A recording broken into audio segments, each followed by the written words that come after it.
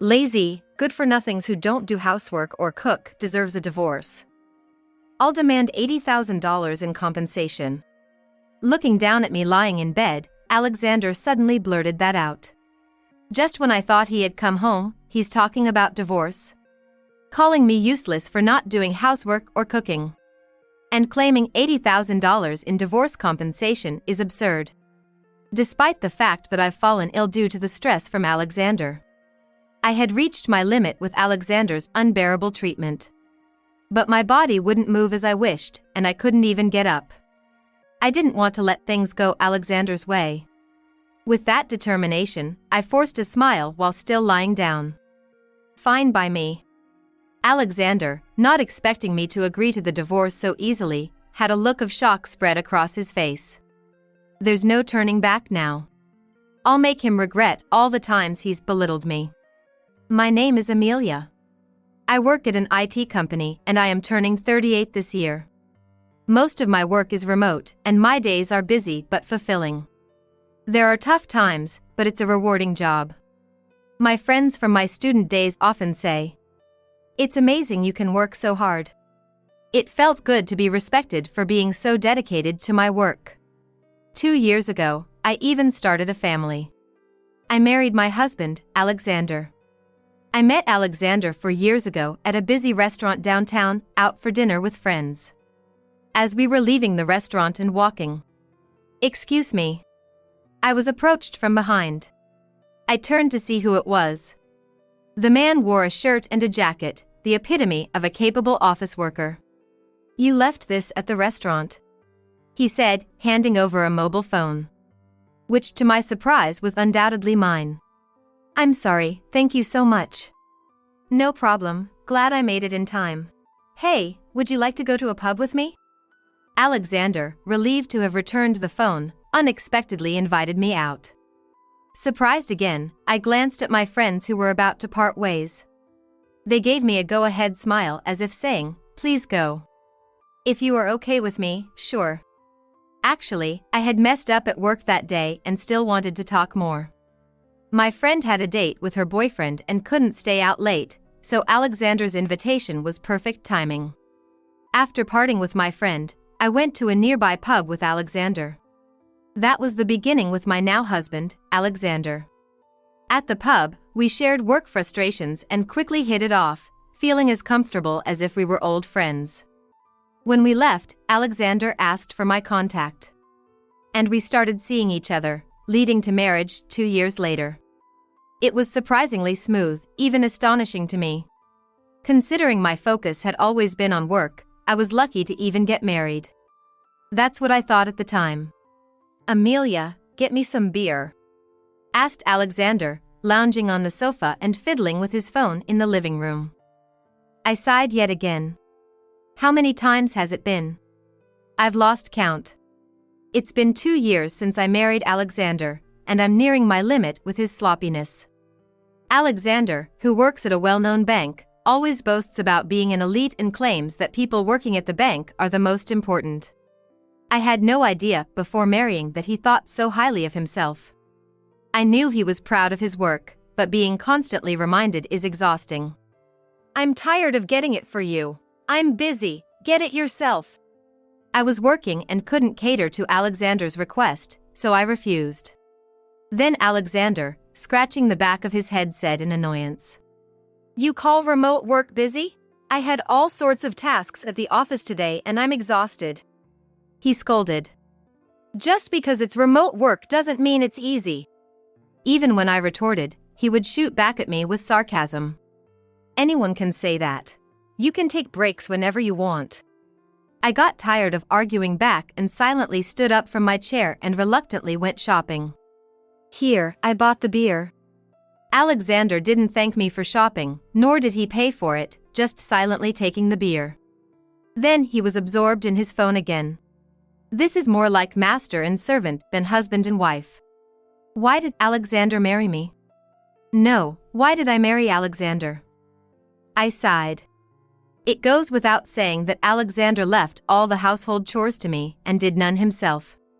As a dual-income couple, I once suggested we share the chores. Share the chores? Don't joke. You're always home, Amelia.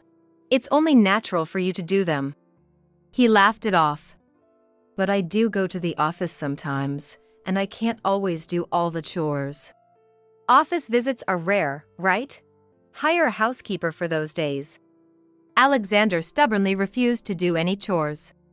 He belittles my job as easy, rushing me to finish the chores, and yet often seeks physical intimacy at night. However, there's no sign of us having children. If there's a reason, it's probably me. I've heard women in their late 30s have a harder time conceiving. I thought if we couldn't have children, we should enjoy our marriage, but Alexander seemed unhappy. Can't even have kids, what's the point of marriage? He said dismissively, and I was infuriated. He's useless at home himself. I doubt he's really competent at his job. A truly capable person manages personal affairs well and easily handles household chores. I had my doubts about Alexander's work performance. Speaking of doubts, in the past few months, Alexander's return home had been noticeably later than usual. I don't know about the busy season in banking, but when I comment, "You've been busy lately. Unlike you, my job is tough," he would just respond so and nothing else. Suspicion was inevitable when he continued coming home past midnight for months. I naturally suspected infidelity. One night, Alexander came home late as usual and collapsed at the entrance. Approaching him, he seemed too drunk to stand. With his eyes closing, he was about to lose consciousness. Sighing, I moved to unfasten his tie, and then Alexander muttered, "Hold up, Victoria. Come on, just a little longer?" Hearing that sweet, melting tone, I was shocked. "Victoria? Who's that?"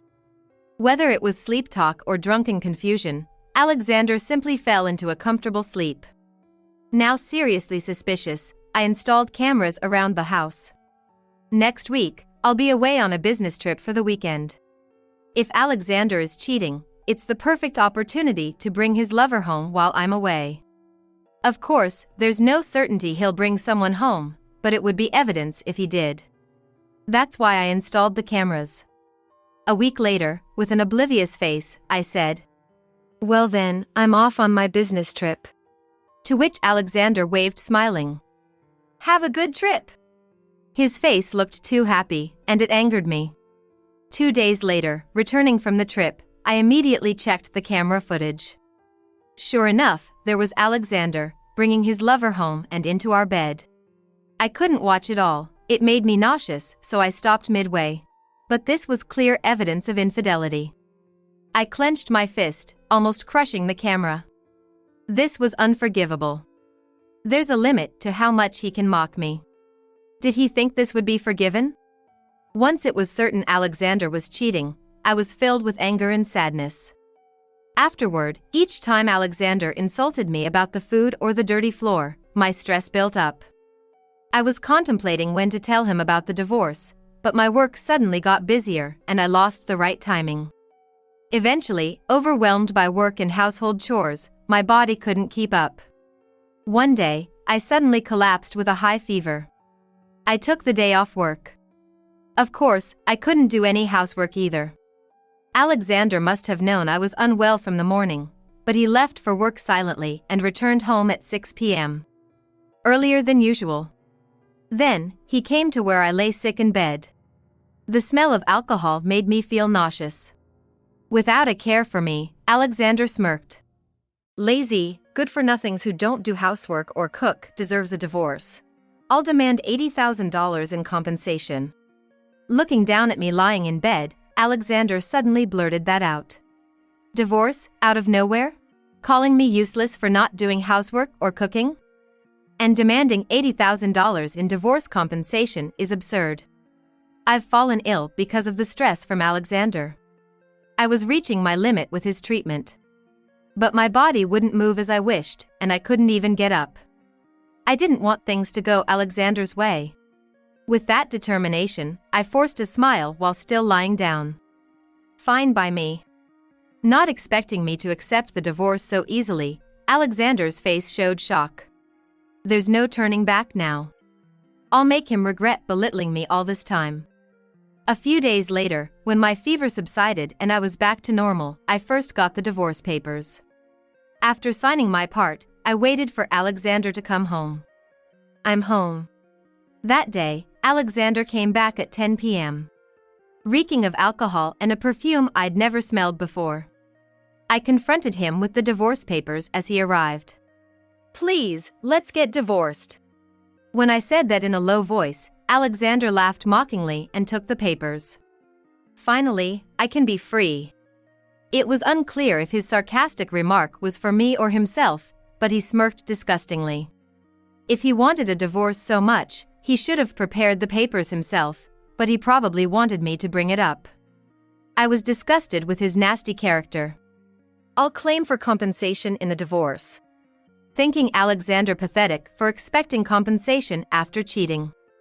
I didn't say anything there, just silently watched the divorce proceedings. The next day, I submitted the divorce papers and was finally free from being Alexander's slave. The divorce ended anticlimactically. But just divorcing Alexander wasn't enough to forgive him. I decided to take action for revenge against Alexander. Over several days, I packed my belongings. I was leaving this house. It was a used apartment we bought when we married 2 years ago, but I wasn't attached. So, I decided to leave myself. Don't ever come back. Alexander watched me pack, laughing with glee. He was probably planning to live with his lover in this house once I left. A nauseating thought, but the footage showed Alexander was quite smitten with his lover. Ignoring Alexander's words, I left the house with my belongings. Phew! At least now I'm free from Alexander's abuse. I sighed in relief. I immediately went to a real estate agent and got introduced to a property I could move into right away. It was a bit small, but the rent was cheap and it was a nice women-only apartment. I quickly finalized the contract for the apartment.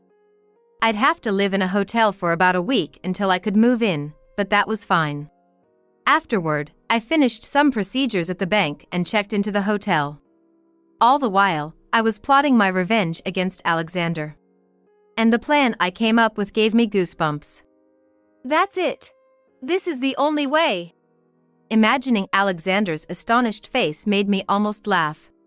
Just watch. Don't think this is the end of the matter. The next day, I immediately set my plan into action. I felt bold for what I did. After finishing the work, I was satisfied. Afterward, life went on peacefully without any incidents. Being single again was so easy, not having to cook or do laundry for Alexander. I regretted not divorcing him sooner. A month later, I got a call in the middle of the night. Woken up by my mobile phone's ringtone, I wondered who it could be at this hour and saw it was Alexander. I ignored it at first, but the calls kept coming. Ignoring it further would only disrupt my sleep. Reluctantly, I answered the call. Hello? I answered sleepily, hearing the sounds of cars and buses in the background. Apparently, he was outside. I waited for Alexander's reply, clearly annoyed at being woken up and subjected to the noise. Amelia, you finally picked up. What is this about? Alexander's yelling voice echoed in my ear. I knew what he was going to say, but acted like I had no clue. What are you talking about? Don't play dumb. I got a call from the bank yesterday. They suddenly fired me. I'm on my honeymoon in Italy, and this makes no sense. A honeymoon in Italy. There must be a significant time difference. Hence the call at this hour. Typical of Alexander, not considering my situation. That's tough. Good luck with that, bye. I responded casually, about to hang up. Hey, wait. But Alexander protested loudly, so I sighed and paused before hanging up. I asked why I was fired. They said I caused the bank to lose a client. And guess which company that client was? It was yours, Amelia. Alexander explained the circumstances of his firing, but I had expected this to happen. After all, I was the one who planned it. I closed my eyes and took a deep breath. If I was going to get my revenge on Alexander, now was the time. After taking a deep breath, I began to speak. Yes, I know. Because I'm the one who stopped doing business with your bank, Alexander. There was a gasp of surprise on the other end. I could hear the pampered voice of his mistress next to Alexander. Unperturbed, I continued. You might not have known, but it's my company. I'm the CEO. Yes, I'm the CEO. Alexander thought I was just a regular remote worker, but in reality, I'm the boss, just not often on site. I quit my first job right after graduating college and succeeded in starting my own dream company within 3 years, which has been growing for over a decade. The bank where Alexander worked was the one that had provided significant loans to my company. After leaving Alexander, I decided to repay all the money I borrowed from the bank. The sales representative was shocked. They would lose the interest they were supposed to receive. The lump sum repayment must have been an unexpected event for the bank. Could you reconsider your decision? The sales representative asked me in a panic. To that, I placed my demand. There's just one condition. Fire Alexander Grant. I decided to request that. The representative hurriedly brought their supervisor. He was someone I knew from before. What happened all of a sudden? When the senior executive asked me, I decided to tell everything. Actually, Alexander Grant was having an affair with your president's daughter. He mocked me terribly, divorced me without paying any compensation, and now he's about to remarry. I couldn't stand it. The information about Alexander's affair with the president's daughter came from the footage of the hidden camera in the house. The audio was captured too, so I heard all the conversations between Alexander and his mistress. Both the representative and the executive turned pale when they heard my story and seemed to want to continue doing business with my company. Probably, the news reached the president, who must have been furious to learn his daughter was having an affair with a married man. They promised to fire Alexander, so I reconsidered the lump sum repayment. That's why I'm still doing business with the bank where Alexander worked. I knew about Alexander's firing even before he told me over the phone. You're the dishonest one. You made me do all the housework, mocked me, and cheated. And yet you think I'm the bad one? Can't you see things ethically, Alexander? Is that what you call being an elite? Ridiculous. I'll claim for compensation in the divorce. To think you, the cheater, could claim anything is absurd.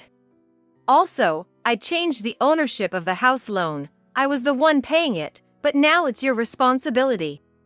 I unloaded all the stress I had received onto Alexander over the phone. What? Alexander seemed unable to counter my justified argument. But then, a weaker voice than before came from the other end of the line. Please, forgive me. Spare me the divorce compensation. And the house loan too. Victoria is pregnant. I can't imagine being in debt when the child is born. I've been fired and am at a loss. Please, let me off the hook. Alexander's pathetic apology only made me sigh. I felt stupid for enduring this man for 2 years. Forgive? There's nothing to forgive. I want nothing to do with you, Alexander. The compensation is a settlement. This is all your fault, isn't it? Why should I have to put up with it? I won't talk to you again. You can keep running away in Italy for all I care. Goodbye. Ignoring Alexander's plea to wait, I hung up. He should be grateful I even answered his late-night call. Sighing, I went back to bed. I probably won't talk to Alexander again. I can live my life without any connection to him. Later, after Alexander and his mistress returned from Italy, my lawyer claimed the divorce compensation. Alexander had apparently spent a lot of money on his mistress, leaving almost no savings. The mistress, being the president's daughter, was scolded and disowned by her father. So, they couldn't rely on her parents' money and had to go into debt. Finding a new job was difficult for Alexander, as his recent scandal was widely known. Though he always claimed to be an elite banker, I heard he often slacked off at work, affecting his performance. For the company, it was a perfect excuse to fire him. Alexander and his mistress are now living off part-time jobs. With her being pregnant, she won't be able to work soon. I doubt Alexander can support 3 people on his own. Well, they deserve to struggle as far as I'm concerned. Meanwhile, my business is thriving. And I received a larger loan from the bank where Alexander worked. My salary has increased, and I'm planning to buy my own house. Building my own home has been a dream for a long time. And I'm looking forward to it. I may have lost a husband, but I have friends and supportive business partners. I'm in an incredibly fortunate situation and am ready to continue working hard.